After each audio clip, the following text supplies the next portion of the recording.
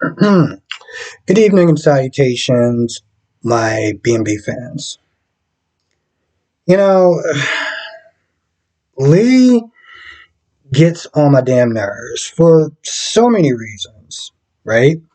Like, even today, her unsolicited advice on Finn and how to sit there and fix his marriage and get over his feelings. First of all, how are you going to sit there and tell this man to manage his own feelings?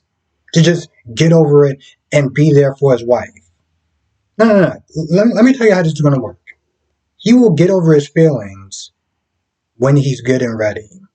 And as far as that they're trying to give him advice on his marriage, lady, you wrecked your own home, right? You wrecked your own home. You ruined your marriage. You did. The fact that you're sitting there trying to give him advice, well, maybe you need to sit there and go out and get a man and try to see what you did wrong in your last marriage before you start sitting there overstepping, telling him what to do with his marriage.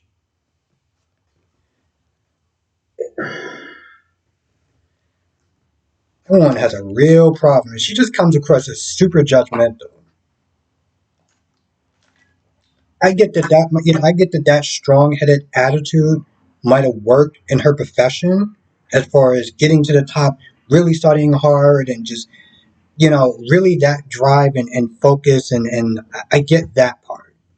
But when it comes towards people and relationships, that whole boss chick attitude ain't gonna cut it. And she just comes across as hell of out of pocket majority of the times. Now, Liam is just out of pocket, right? I get that he wants to be there for Stephanie, but him sitting there blasting Finn and telling him he needs to step up and he needs to do this and he's a bad husband when you walked out of your marriage, you failed you failed hope as a bad husband, and you have the audacity to sit there and start trying to come at Finn. It's just it's just acidine to me. And then he's all like, "Well, I'm here for you, and I'm always going to be here for you, and I'm going to be here for you for Kelly and Hayes." And I'm like, Hayes has a father, and you're not it. So not only are you overstepping with Steffi and her marriage, and you're trying to play stepfather to a child that already has a father, but you're just kind of coming across as a scumbag, right? Now, I know a lot of people don't like Liam for reasons that before I started watching the show. I don't hate Liam. I judge these characters based on what they do with that particular day and how long I've been watching the show, right? So my level of hatred when it comes towards Liam or Nick, which people feel like he's the Antichrist, I'm not on that level. But I can sit there and say today that he just comes across as a scumbag, and a hypocrite, and a bunch of other names that I will probably sit there and talk about in the live stream tonight.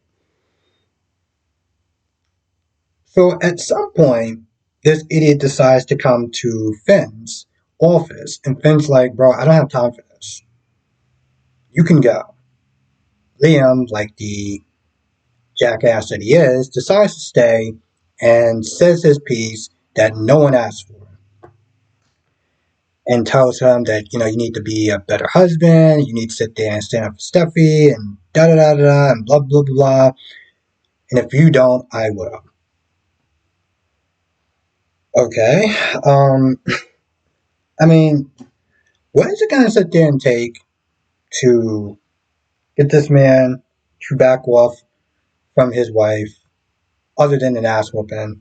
Because try to talk to him, and I get the excuse that he's always going to use. We share a child together. We share a child together. So effing what? Know your place, know your role. And too many times, Liam just steps over that line. And he basically sits there and tells Finn, hey, listen, I don't care if you're married to her. I'm still going to be in her life. I'm going to sit there and support her in the way that you can't because you're too much of a loser husband to sit there and do that. I mean, not like me. That's what he's basically sitting there saying. And any man that would sit there and look at that will want to sit there and whoop his ass right on the spot. Let's just be real. So while that's going on, Hope decides to not sit there and be the center of the universe. Before when she was there giving Deacon ultimatums about, well, it's either Sheila or the kids because I don't want her to be around a sociopath. Yet you're dating a former sociopath. That's just hilarious. The guy who was obsessed with you, who made a mannequin from you. Yeah, you just love to sit there and forget those facts, but whatever. She decides that she's actually going to be a good daughter, not the self-centered POS that she's been doing for quite a while. So she's there um for Deacon. And it's going to be very interesting if Baker comes back, and hopefully this time Steffi and Ridge actually have a damn lawyer. I don't really understand why she decided to talk to the cops without a lawyer. Brooke is sitting there talking about, whoa, it's going to make the detective sit there and think that she's not telling the truth. You're an idiot.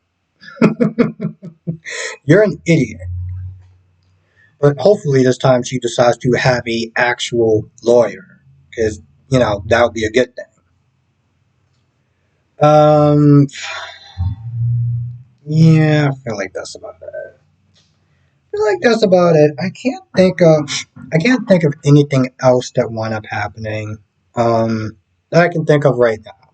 But when I jot down my notes for tonight's live stream, I'm pretty sure some questions and stuff like that is gonna come to my head, and I'm gonna sit there and think about it and be like, hey, we should sit there and talk about this. So, as I always sit there and say, come to the live stream tonight, 8 p.m. Eastern, 5 p.m. Pacific. We'll sit there and talk about Bold and Beautiful because clearly I have some thoughts about that. YNR as well because, well, I'm going to have some thoughts about that as well. General Hospital and Days of Our Lives.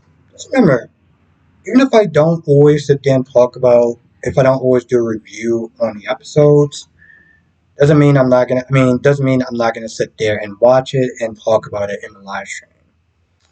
So, anyway, with that being said, I'm gonna go. I'll see you in the next video.